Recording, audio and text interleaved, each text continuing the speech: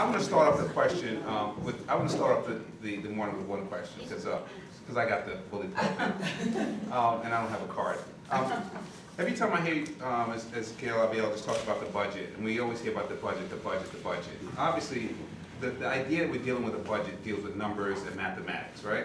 So it's always sort of baffling to me that if it's that simple, an accountant can just look at something, do a spreadsheet, and it's over, and it's done. Why are you guys spending all this time fighting on that? And by example, we look at that table of food over there. If we have 11 items, and each item is $1 a piece, we only have $10 in our budget, so we need 10 items. So we have to, does the decision come down to cutting one of those items so it could be in the budget and deciding whether we need bananas or donuts on that table? And then how do you do that? So I guess anybody could answer. Well, you pointed at me, so. Yes. The rules that I have to point, I have to aim the question at everybody, but I'm looking at you. I've never heard the question asked that way, and I really like it. And I think there's two questions. One is the question that Darnell asked, is it that simple? And the other one is, what does it matter? And so the first question, yours, no, it isn't that simple, because you've got two sides. You've got the revenue side, which is how much does the state expect to collect in taxes and other revenues. And the other one is, how much are you going to spend and where? And all of those things rely, when you're looking at a 2-year cycle, on estimates. So there is something called the consensus revenue, which both the governor's budget office, which is always partisan regardless of which party, and the legislature's nonpartisan budget office have to come to consensus about what they think the revenues are going to be. And in this current budget cycle, where we're almost halfway, we have seen on numerous occasions that the revenues were very, very, very much overestimated because they've come in extremely low each time. The second piece, spending, that also varies. There's a mechanism the legislature uses in every single budget that they do for every agency. They include a line which is money they don't expect to be spent. And I'm not sure why they do that. I've never quite understood it, but that's been part of practice for a long time. And so there's the whole matter of how they're called lapses, how those lapses are spent ultimately. Do they go back to the general fund? Do they stay with the agency that didn't spend them and get carried over? Or do they get spent on some other agency? And the biggest problem for that has been the Special Transportation Fund, which is why we're talking about a lockbox. Actually, it's probably not the biggest one. It's the one that's gotten the most notice. And every single year, if I will make this up, let's say $160 million were supposed to be set in the Special Transportation Fund for continuing operations, 30 million, 50 million, 80 million gets pulled out and sent to the general fund when there's a hole in the budget. The other point I would add to that is, unlike the United States, Connecticut does have a balanced budget requirement. So every year, revenues and expenses must balance out when the budget is put in and voted on. So when all of these inconsistencies come up during the course of the 2-year cycle, they have to be fixed if they reach a certain gap, if expenses are that much bigger than revenues. And it used to be that would happen maybe once a year, once every 2 years. Now it's happening every month. Right now, we're looking at a $266 million deficit for the current year, but that's after having already had one in December that was $350 million. Why does all this matter? Elsa, can I just answer that? It matters because when the budget goes into deficit, essential infrastructure that we all rely on, especially transportation, doesn't get fixed, doesn't get built, doesn't get fixed, nothing happens, sometimes it deteriorates, and also, even more important, human services like to the intellectually disabled, the indigent elderly, the mentally ill, people with addiction problems, and hospitals suffer enormously. And then there's a question of, what are you going to do? And that's where we are today. What are you going to do? Because they're all getting slashed to smithereens. So I think we'll come back to that, but does that answer your question? Yes. That's a cliffhanger. Yeah, all right. Yeah, I mean, as many of you know, I served as chair of the BET here in Norwalk for 8 years, and we faced here, in those 8 years, a lot of the issues that we're facing in the state right now. So here's how I look at it. You have a budget, and the budget revenues, and you have expenses. The revenues have to equal expenses. So for the state, on the revenue side, we're really not growing. The economy's really not growing. We've done 2 huge tax increases already, hasn't moved the needle, so it's kind of flat. And the governor has admitted as much this year in his speech. He said that we have to be realistic, revenues are not going to return to what they were in the past. So it's kind of flat, stagnant. On the expense side, you have 2 buckets, the way I look at it, 60% and 40%. 40% relate to state employee compensation in the form of wage increases, in the form of pensions, in the form of health care, in the form of OPEB, or post-retirement health care. Those are growing at double-digit rates. So what do you do mathematically when revenues are kind of flat, maybe growing 1 or 2%, 40% is growing at 10%, and you got to balance all this. Well, what has to give if you're not raising taxes is the other 60%. And that's all the stuff that actually I think all of us think government should do. So the other 60% includes the hospitals, includes Medicaid, includes the parks, it includes group homes, it includes social services, human services, public safety, the prison system. That's what's getting cut. And it's a real travesty. I have to see this on appropriations, staying there late at night listening to the testimony. It's horrible. So what we need to do to solve this is really very simple. It's something that we in Norwalk already did and many other towns and cities in Connecticut have already done. And that's renegotiate with our employees their compensation contracts to bring them more in line with the private sector. And as a matter of fact, yesterday in appropriations, Ben Barnes, who's the governor's budget director, he came out and said, we have to work on the benefit side and get those aligned towards the private sector as quickly as possible. My 2 minutes are up. Okay, I will also take this. It is, as Gail and Fred mentioned, as Gail mentioned, the budget numbers are off this fiscal year after the 2nd largest tax increase in our state's history. The 1st largest tax increase was after Governor Malloy took office in the wake of the recession in 2010. The next biggest was last year, where we increased the budget by close to $2 billion, excuse me. So we've had 2 enormous tax increases. We've had GE leave the state. We've had hedge funds leave the state. We have people leaving the state. The reason our revenues are off, all those revenues that are off are based on income projections that were inaccurate. So insanity is doing the same thing over and over and over again. We cannot look at tax increases. And to Governor Malloy's credit, he said that in his State of the Union, State address. We also have got to address the benefits of the State Employees Union. And the State Employees Union is driving the Democratic Party, full stop. And people need to understand that. Every union bill has, when you have one-party rule, the Democrats are in control in the House and the Senate, and they have been for over 30 years. And the governor's office has flipped back and forth between Republican and Democrat. When you have one-party rule and a special interest group driving that one party, there's a number of pieces of legislation that have come out that have hurt our state and have caused companies like GE to leave. Now, GE left for a number of reasons, but largely what tipped the bucket for them was the tax increases put into effect at the very last minute in this last legislative session. So we have to address that. We have to look at the taxation side. We cannot tax ourselves out of this situation. And the State Employees Union, their benefits far exceed, as Fred mentioned, they far exceed the private sector.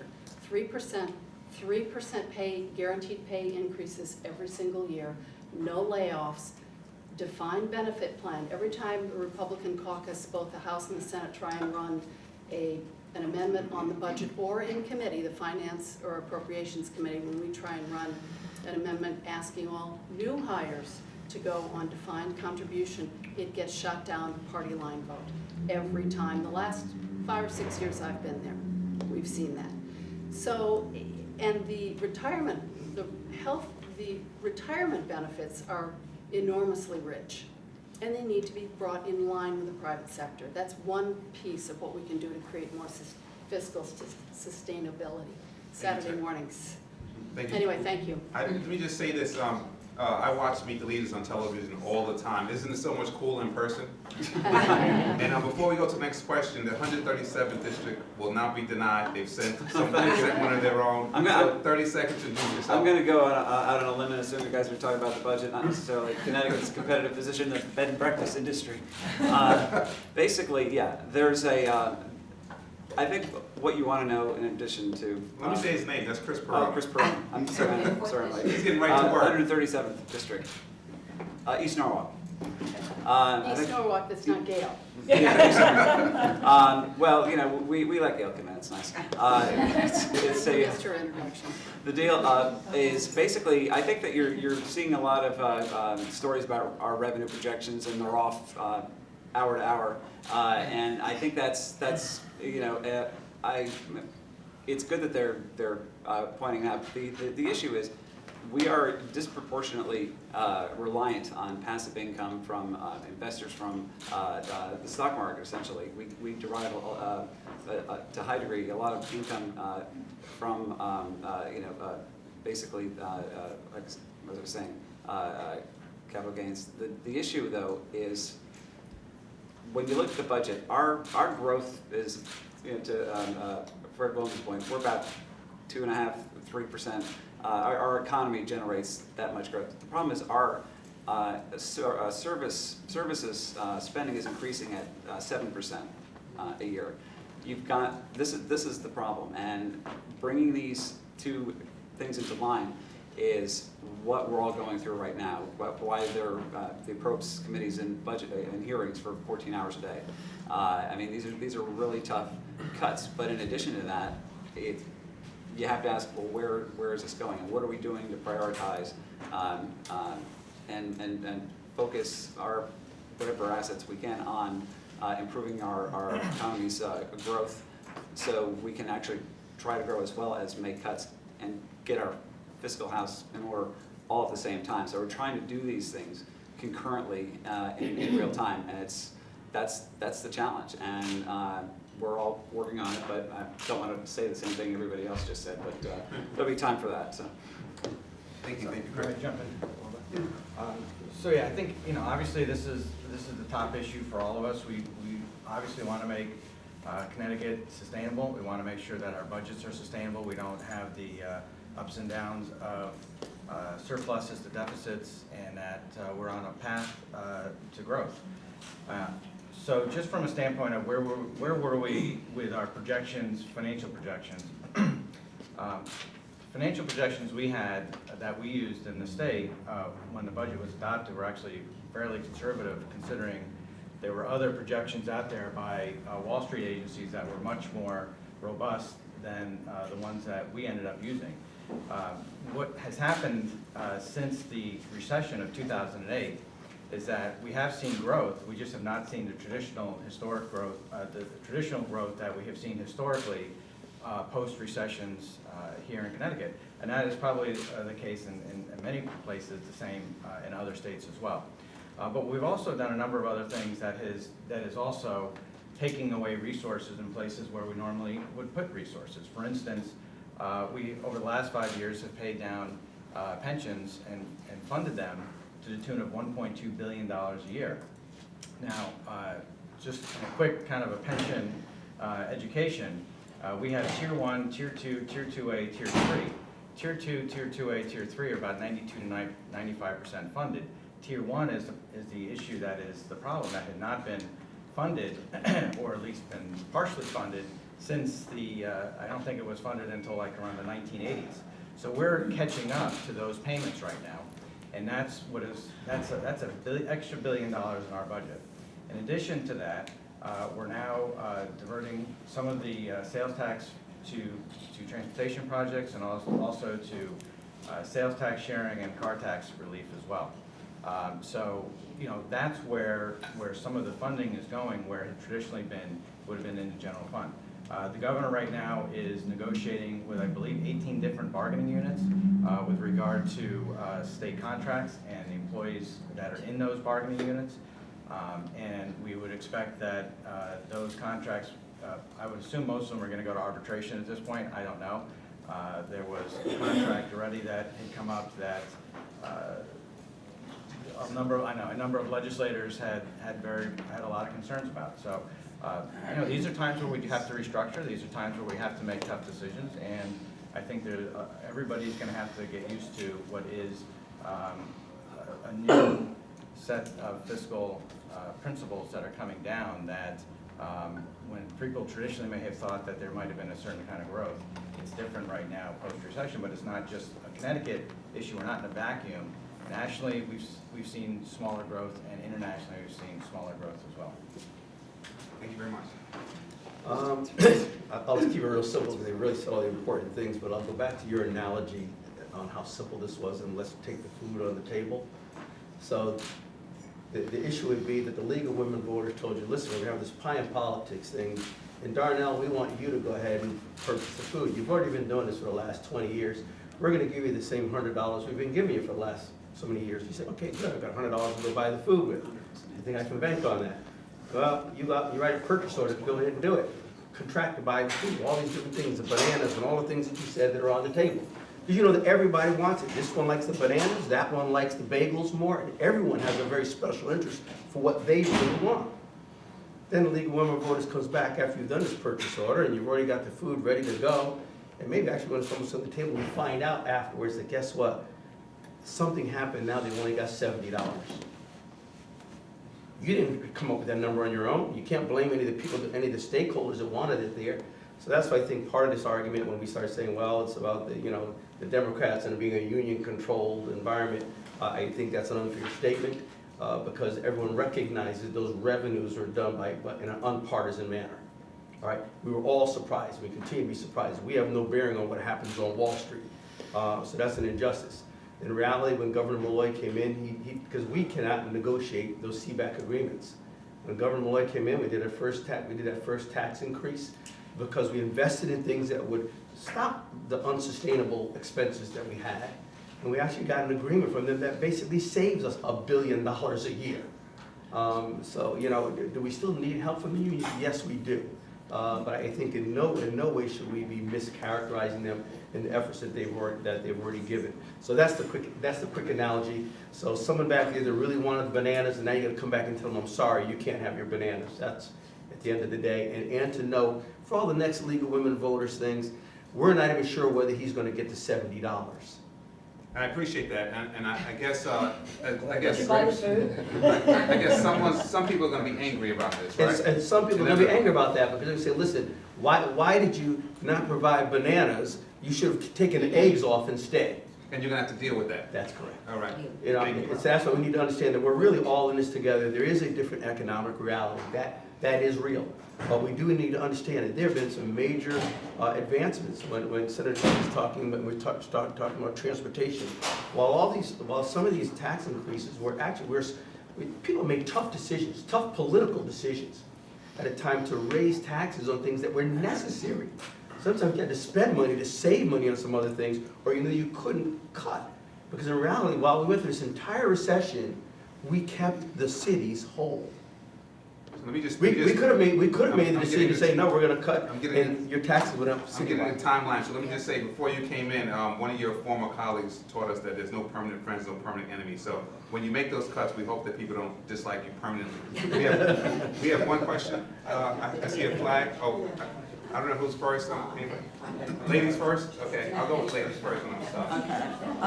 Okay. This is really not about the budget, but my first question is, I heard about a commercial casino coming to Connecticut. Well, actually, the Pawtucket tribe wanted to do a commercial casino in one of the towns of Connecticut. I'm not sure what town, but there was a study that was going on, and then they stopped the study, which would bring jobs also here. So could anybody speak on that? Everybody's looking at me over here. couple things. First of all, a casino won't be coming to Norwalk anytime soon. The issue is, basically the issue is that the MGM wants to build a casino, or is building a casino in Massachusetts. The Massachusetts tribes felt rightly that their economic interests were threatened by that, so they basically were worried about losing money to Massachusetts, to the new casino in Springfield. So what they want to do, and what they asked permission of the legislature last year, was to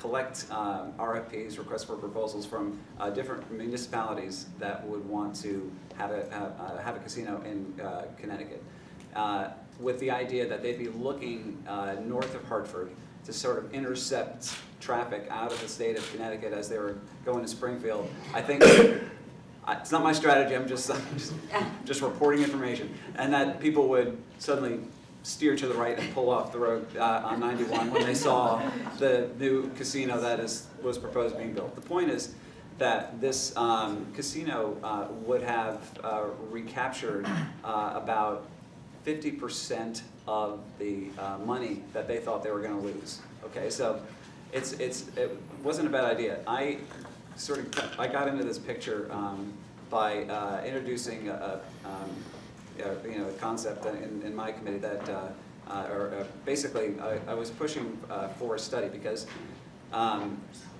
my feeling is, if we're going to go this route, if we're going to add another casino, I'm not, are we going to do what we can, given that our resources are declining, given that we need to be making the best fiscal decisions we can be making for the state of Connecticut?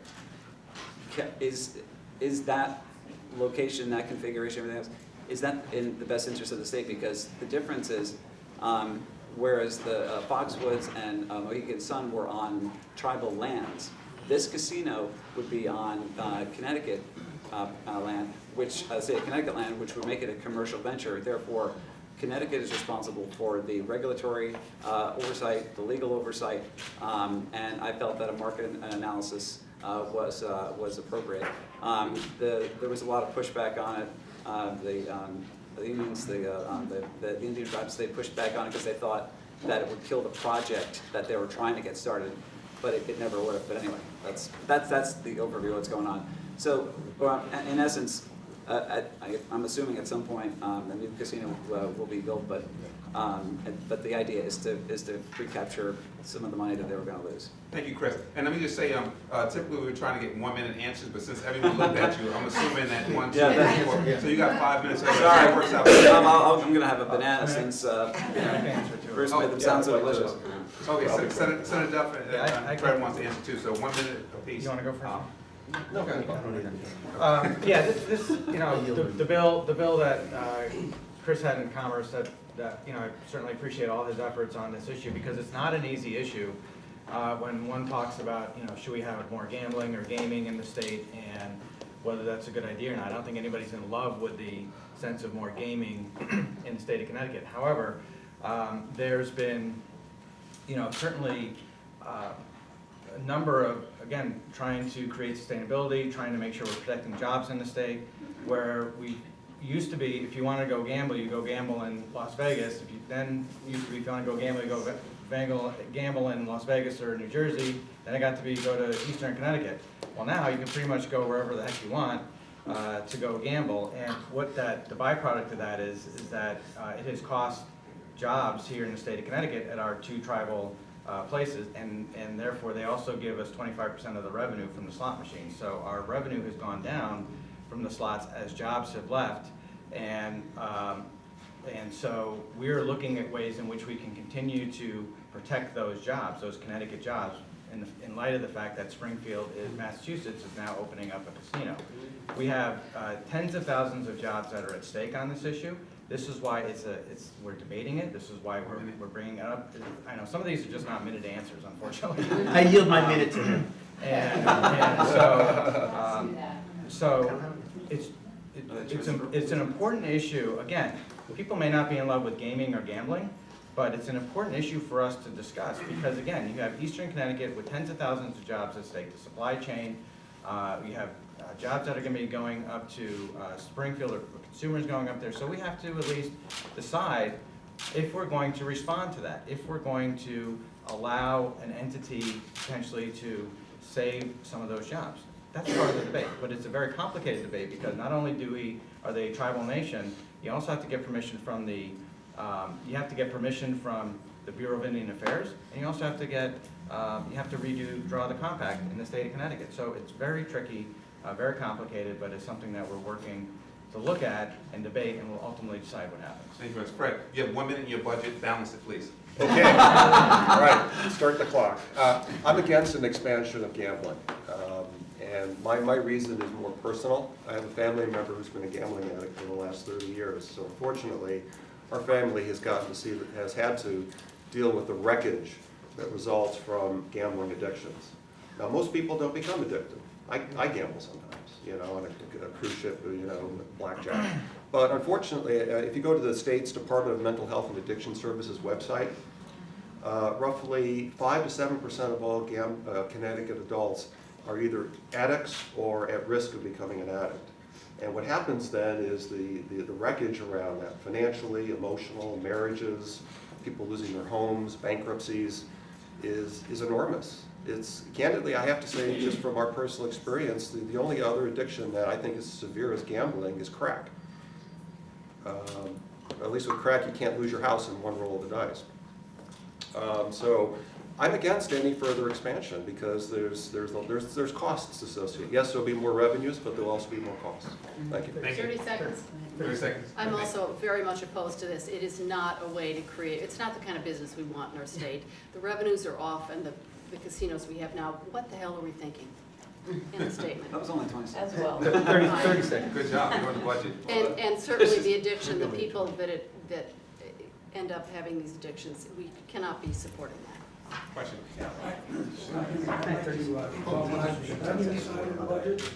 And when I drive down to Washington DC, we have family members down there. I pay round trip, maybe 40, 45, I forget what it is, dollars in totals as I go back and forth. They hit me on the New Jersey Turnpike, I hit the Delaware Turnpike, I hit Maryland, and so it's expensive. And but there's revenue coming into those states.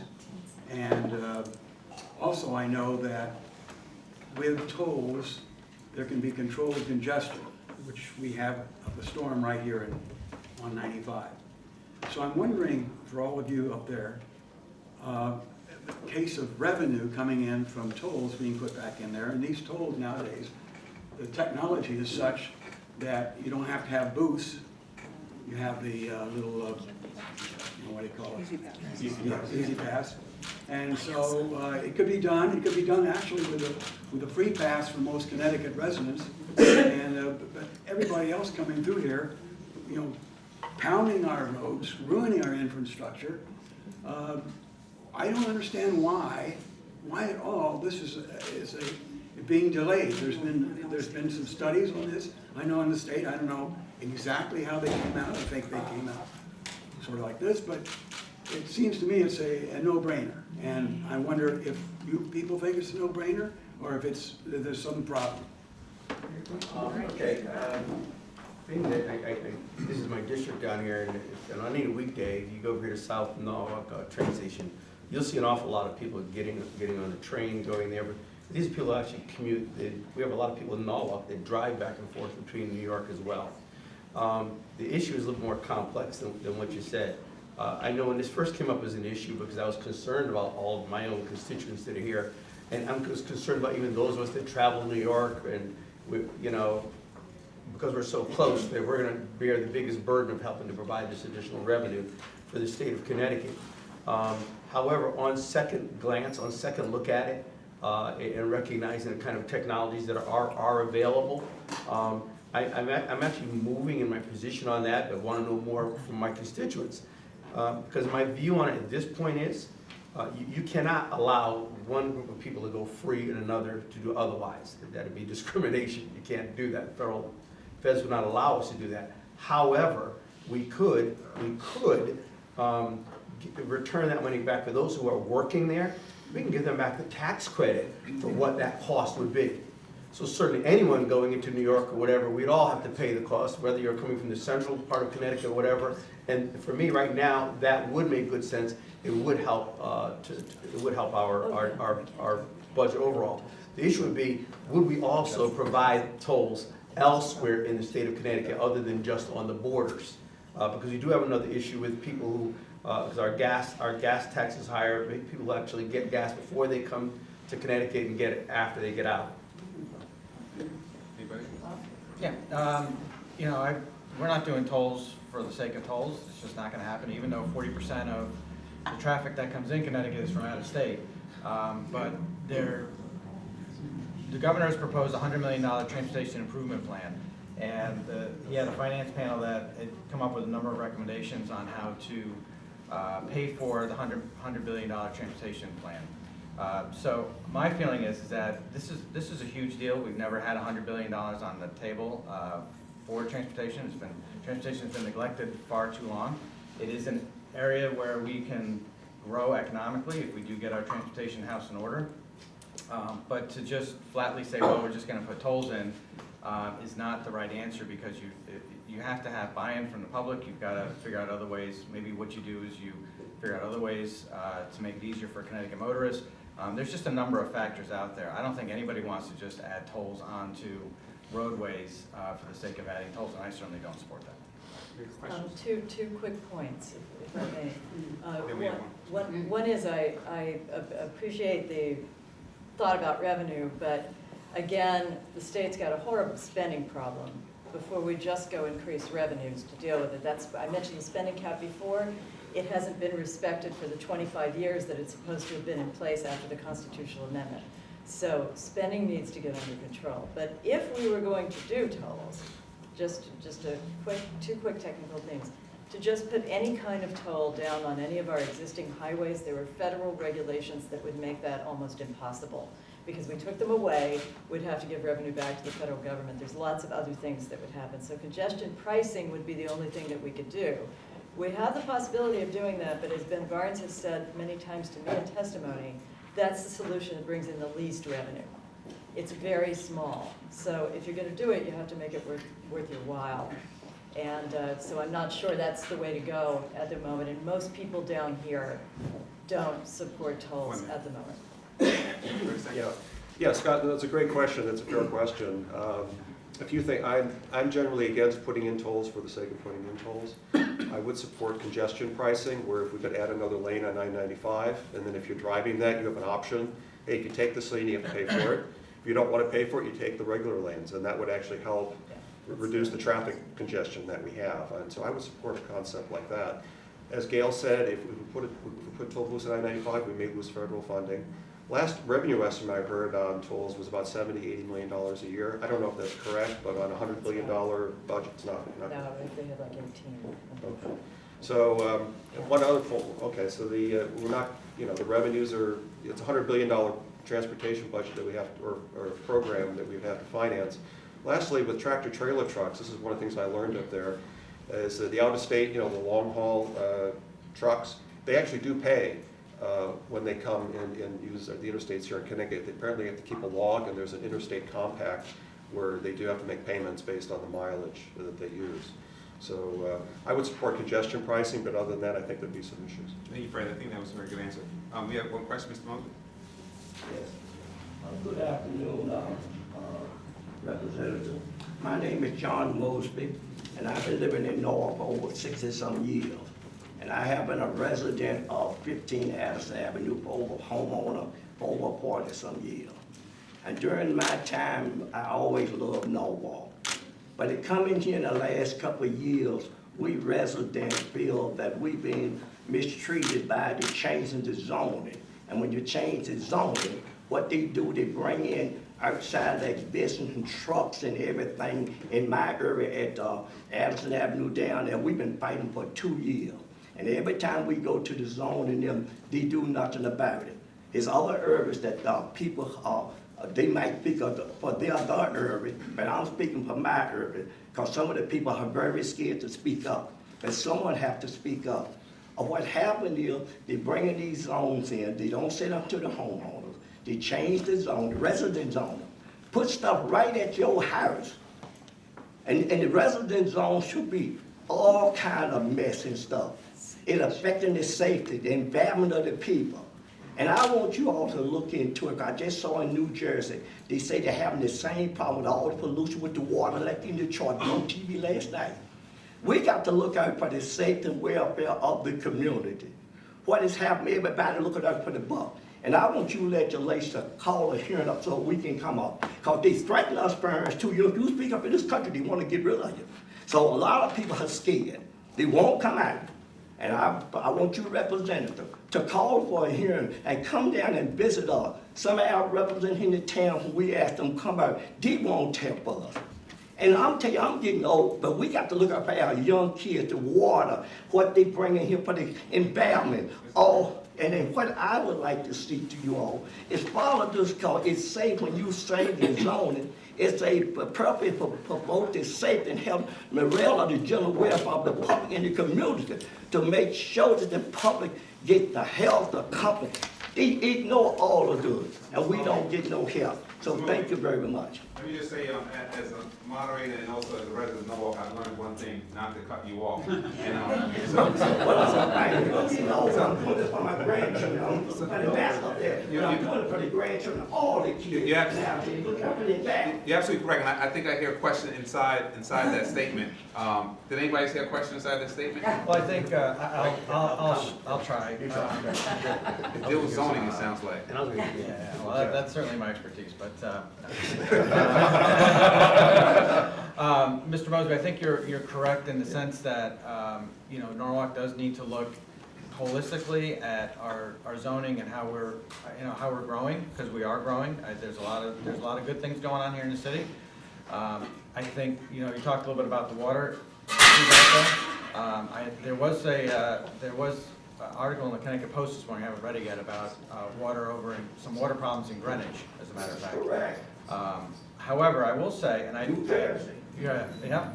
Flint, as we know. But I would say that, and I only know this from what I've read, but we have such strict standards in the state of Connecticut when it comes to water. I used to chair the Energy Technology Committee, and when I did that, I got to learn the folks at the Department of Public Health and how strict and stringent our standards are. And that I feel very confident in our standards here, at least in Norwalk, because we have the first taxing district and the second taxing district that run at Aquarian, does Darien, if people are not well over there. And so I feel pretty good about that position. However, I think that we always do need to ensure that we are working and keep that in mind, because you don't want to have industry in an area where they pollute, and then all of a sudden, the next thing you know, it comes in the water stream of people who live around there. Thanks, Senator. In agreement, and I think you had a great suggestion as well as coming down here and doing a hearing here on this as an issue. But you're right, I've received a number of complaints. In fact, it's interesting, Mr. Dumas just walked in the room, because we all saw an issue in the newspaper just recently, where we recognized there was a problem with the property down here in South Norwalk, and there was a cease and desist order given in like 2013. The problem has continued, and now you got another cease and desist orders for the same problems happen, and actually they've continued to have the same problem with properties. And now you're going to put an application while you're under a cease and desist order to rectify it, and per law you can do that. In my mind, that doesn't make sense. So yeah, we do need to revisit what we're doing with planning and zoning to make sense. I guess if you're under cease and desist order, we need to give some more teeth to that cease and desist order. You don't need to now put in a new application to fix it. First, you need to cease and desist what you were doing. Thank you, Reverend Morrison. Yeah, Mr. Mosby, good to see you again. And really, Bob and Bruce have really given me the same answers that I would have given. But just wanted to say, we've known you for many years. You're an impassioned advocate, especially on education. And so I just wanted to point that out, and it's good to see you again. Get one more thing. Thank you very much. Any other questions? Question right here? Yeah, we're talking about budget cuts, and it's been my impression that specific groups are being targeted for the budget cuts, and I was just wondering, had anybody considered the possibility of having an across-the-board percentage cut against all of the groups and rallies, and that everybody would take, depending on how much money they're getting, a certain level? Yeah. Yeah, the governor proposed a 5.75 cut across the board. However, I don't think that was even sufficient itself. There was more, and there be some real challenges to that. For judicial, there's been a real disproportionate cut suggested to them. And that's why we need to be careful how we look at what these different cuts are, what we target. Because if I were to just take a look at that one department alone, we could end up making a cut, while some people say, yeah, lay off employees or make these other cuts to employees. Well, in reality, we just ended up funding a bunch of juvenile probation officers that are doing phenomenal work. Our numbers for in the judicial department for those who are actually of youth we're having issues with is going down. We're getting kind of expected outcomes we want. So to just say flat, if it were flat across the board for everybody, it would be good, but there's still going to be something wrong. There is a challenge in even how we look at those that are going to hit the hardest. Gail, can we keep bananas on the table? You're going to want your bagel. You're going to want your bagel. Less bagels? Okay, Less bagels. just 2 quick points. It's a good question. The governor did suggest 5.75% across the board. The appropriations chairs later said, well, it might be more like 13 since the deficit's blown up so much and is likely to get bigger on April 15th. The other point is that in some budgets where you do that, the amount of spending that the state does then receives corresponding federal matching money, so that a cut this big might be a cut twice as big or something like that in certain areas, so they have to take that into account as well. Just really quickly, also, and cuts aren't always the same, like a cut for one agency or one department may be, they're just going to, through attrition, they're not gonna hire more people. So they just maybe figure that way, but say something like mental health and addiction services, where they're looking at a $17 million cut, that's coming like right out of services. That's a devastating cut. So all cuts aren't created equal. So that's why having like a one size fits all is, you start there, but you've really got to get into the weeds and really make sure that you're making these decisions right. Take Fred in 3 months. Take Fred real quick. We got 2 questions. Okay. Yes, the problem with across-the-board cuts is that they're not across the board, because you've got parts of the budget you can't cut, like debt service. We have to pay interest on our bonds and debt service. The employee compensation, which is binding arbitration contracts, you can't cut that. So what happens is the part you can't cut gets cut. So if you want to do a 5% across the board, really what happens is it gets magnified down into 10, 12% to certain areas. Like, for example, last couple of weeks ago, people who are running group homes, for the mentally disabled, they're probably looking at a 10% cut because it's all going onto them. Let me just say that there's two different ways of doing this, because the governor has proposed this year to go more towards like a block style grant system. The budget currently is in a lot of line items, and so to what my colleagues are saying, sometimes put a 5.75% cut on the way the budget's set up now with line items can sometimes be problematic, because you have, say, I see Margaret Watt over here from the who does mental health and regional action centers and community care teams, and so you do a 5.75% cut there, and you've estimated, you've now laid off 3 people because it's a small line item. If, say, the governor's proposal to go to a block system and commissioners had that opportunity to then do a 5.75 within their agency, that I'm not opining whether that's right or wrong, because I don't think that has a chance in the legislature this year, but that would then give the commissioners flexibility to do that. Since we've broken up into so many small line items on so many things, not everything is a huge number, which is why that you have to look at it from that perspective, because the soundbite is great. The reality is that makes it a little bit harder when you have so many line items in the budget. Makes a lot of sense. We have one question, and 2, and then 3, 4. Okay, 1. Good morning, my name is Howard White. My question is, what is being done about the waste barrels that are being placed over there on Chestnut, and how would that come about without the community's involvement? I'm sorry, what barrels? The barrels are being- Yeah, that was the issue that Mr. Mosby brought up, and I addressed that, I addressed it. It's a local issue, although just to let you know, I've already written a letter to both planning and zoning and making sure we've been notified, and that's why I am aware of the fact that the person who owns the properties there and is bringing a bunch of properties together actually has the right to put in an application. I didn't think they could, but they can put an application to remedy the issue. So as a community, we still get to object to that application. And that's what we need to do as a community. I'm also chairman of District B Democrats, and it's an issue, and you know, Howard, you're part of that as well, that we're very clear. We're against, it's a residential property. Truck traffic is bad in the area. There's a number of reasons why this does not make any sense, and for someone to cobble together and put together a bunch of properties. Challenge there is, and that's why zoning, there's some other things we need to do with zoning. My understanding is that the owner still could say, well, guess what, if I only got so many square feet, I can still do a bunch of small contractor yards, so certainly something to work on. State can't do something immediately though, except for from DEP. I've only got 5 seconds. Got me running my. I appreciate it. You're on the job. Question?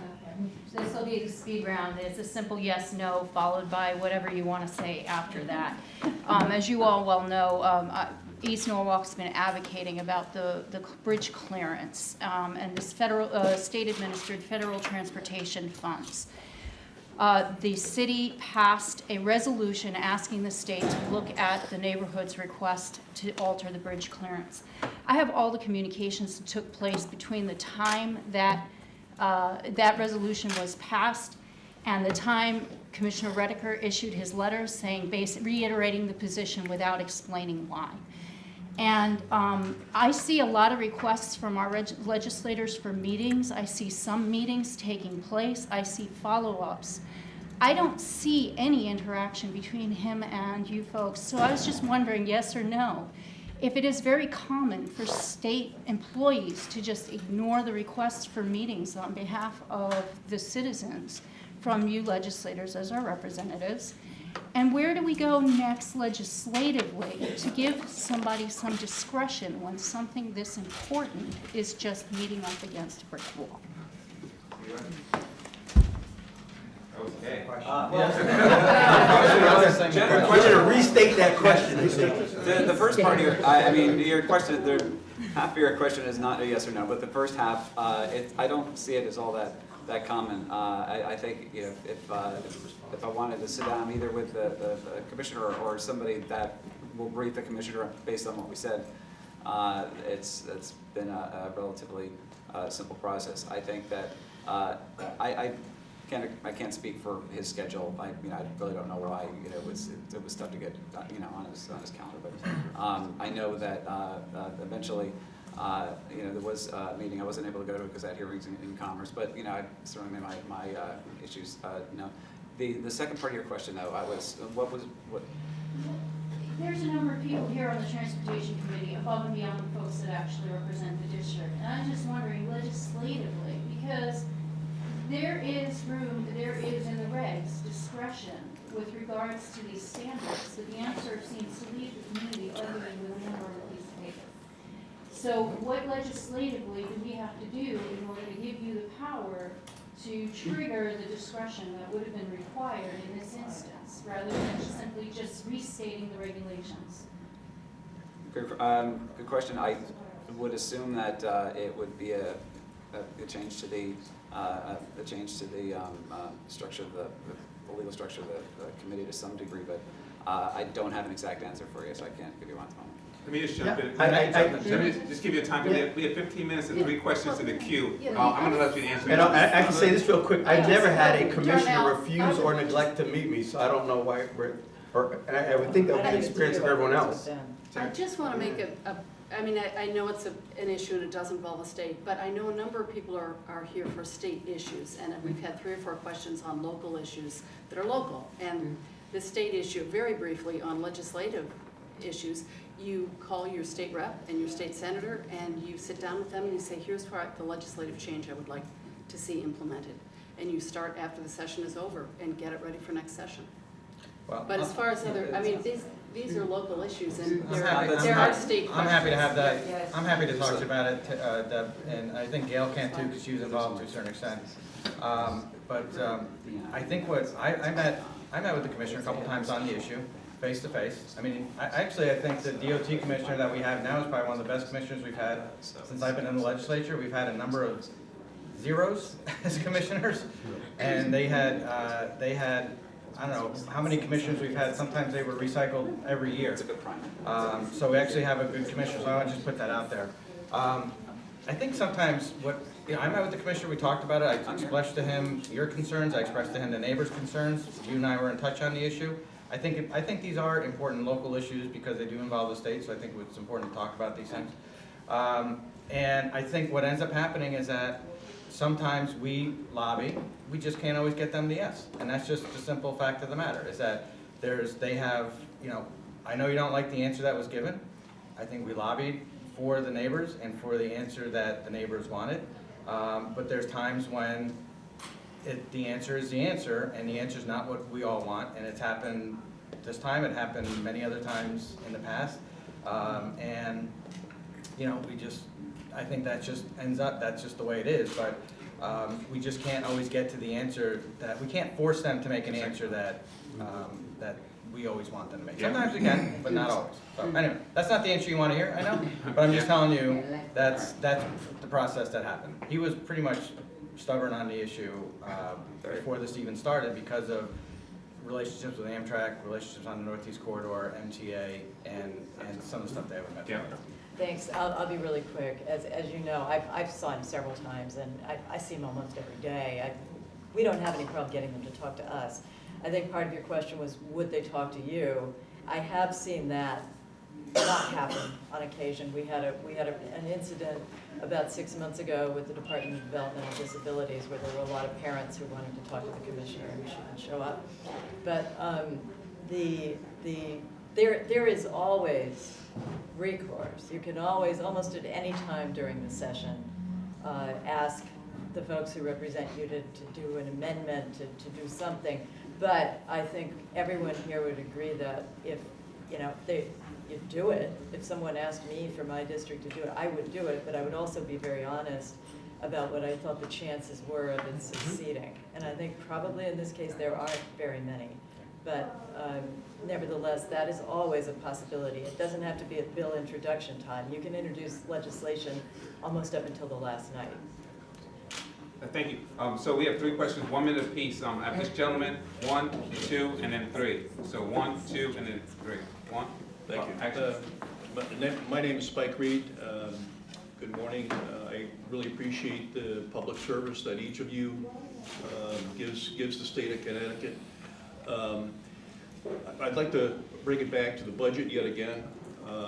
We have $2 billion in deficit, and I've heard a lot of potential solutions, but they seem to pale in comparison to what the central issue is in the budget. And again, it's a spending issue, it's not a revenue issue. The state employee unions, from what I've read, Yankee Institute, are receiving benefits, defined benefits, which far exceed what the private sector would get. And, use the word selfish if you will, but why, when the state of Connecticut is at this state of fiscal, I would say, crisis, are we not able to go to the unions and ask them for some assistance in helping all of the citizens of Connecticut? We are asking, we can't force them though. So the issue Well, goes, you're right. the issue goes back to what you said earlier. There are contracts. That's correct. You gotta honor the contracts. You can do But the let ask. me give you an example. Hold on a second. Benefit, if I could follow up, the defined benefit versus defined contribution, there are towns within the state of Connecticut that are defined contribution plans. And my question would be, can we at least look at what the beta test might be of those towns that have moved from defined benefit to defined contribution, to at least get an understanding and some information that we can go to the unions and help them make the Somebody's gonna try to right, answer make that, the right appreciate it. choice. Can anybody answer that quickly? Yeah. Yes, Fred. Okay. Thank you for your question, Spike. It's spot on. I mean, basically, studies have shown that the state employees' wages are comparable to the private sector, but the benefits, healthcare, pension, and post-retirement, are about $2 to $2.5 billion above comparable private sector levels. So that's a lot. That's a huge number. Here in Norwalk, the city government renegotiated the contracts with the Norwalk unions so that all new hires have to go on 401k style pensions, HSA high deductible medical, and then stipends for post-retirement health care. A lot of other towns and cities in Connecticut have done the same. The mayor's first selectmen have come up to the appropriations committee and said, hey, we've done it ourselves, why don't you guys do it? You know, here in Norwalk, the Norwalk Federation of Teachers several years ago willingly agreed to put all teachers on high deductible HSA medical. Didn't have to be forced to do it. Former Bruce Mellion said, you know what, it's the right thing to do.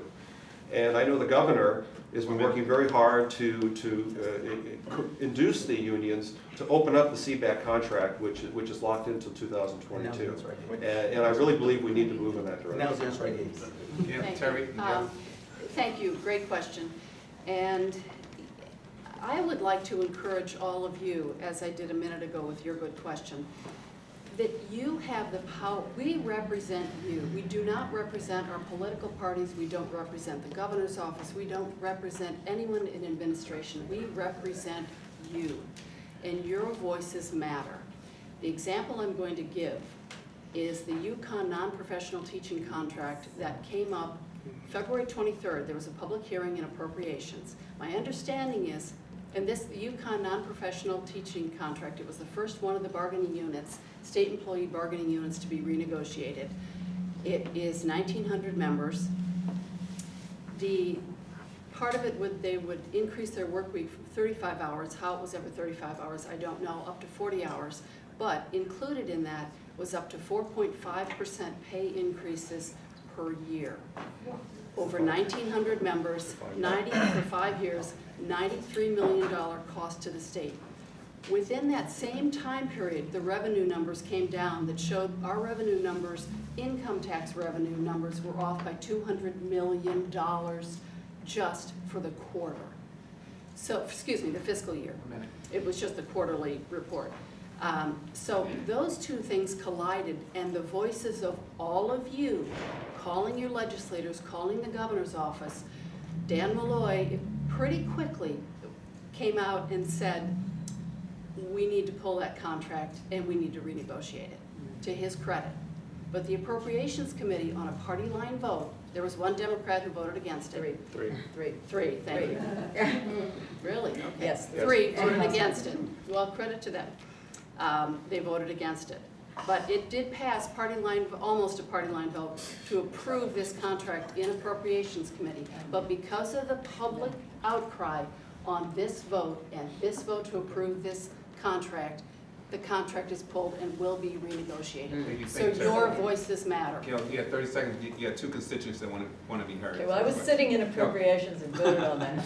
And just a procedural matter for you all is that appropriations can express a view, but it is not binding. What is true, it is not impossible for us to force a contract not to work, because the legislature, the full legislature, both chambers have the right to vote up or down on every single contract that comes through. And if they don't vote, they automatically go into effect in 30 days.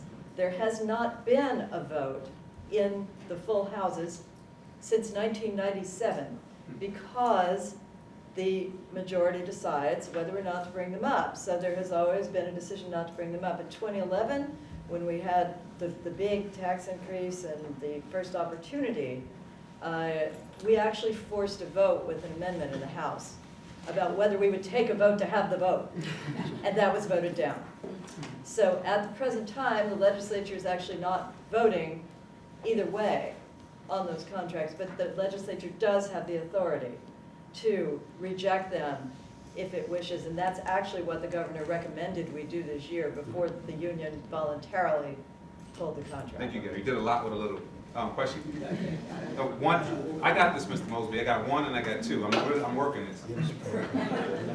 What is your position on SB 380, which proposes to outlaw linking student achievement growth to Connecticut's teacher and principal evaluation system? Why don't you take that, I'm afraid this is one of those things that gets complicated, but I'll try to make it brief. I voted yes on the bill. 2 minutes. I did it with some reluctance because I don't think it's perfect. I also introduced an amendment when we were voting to wait a year to do it. But to wait a year to do it, like the committee that is assigned to look at all that has suggested. There are multiple measures of student performance that are and can be tied to teacher evaluations, but there is so much disagreement on the efficacy of the SBAC test to actually show whether anyone has grown or performed or not, that it's really raised a lot of conflict. So ultimately, I voted yes on it, but I think the bill still needs work. And it was one of those votes that I was very torn about. Thank you. Last question. And it passed. I understand what you said. Actually, To support the linking. No, I voted for the decoupling. The bill, which is the link. Decouples. that's right, the bill decouples, but I had a lot of misgivings. One was that, and Bruce raised it when he came in for very good testimony, he said the poorer school districts are going to suffer if they don't have that tool, which is why I introduced the amendment to allow them to continue to use it for another year to see if there was some way that it could be, used, but the amendment failed. So I've been very clear that at this point that I'm against it. I mean, not that the SBAC is perfect, but we've only been doing it for 3 years. We've done the SBAC, we get it done very well here in the city of Norwalk, That's all right? right. However, it is not the perfect measure when determining growth. However, the way the statute, the way the bill is currently written, it would just legalize it. You couldn't use it at all. That's the problem. All right? And in reality, but you can use all these other measures. I know full well, if you use that in conjunction with the rest of your measures, why wouldn't you want to use that for part of your teacher evaluation? All right? The bigger thing is ultimately we need to come up with, and I've talked to members of CEA and AFT, we do need to come up with something different and better, but we don't need to be throwing out the baby with the bathwater at this point. The whole argument that we fought when we did education reform, just to get this measure, to be able to connect teacher evaluation to any kind of testing, was a major coup. It was done bipartisan, and the unions were in agreement. So you don't walk away from a major principle like that just because it isn't perfect.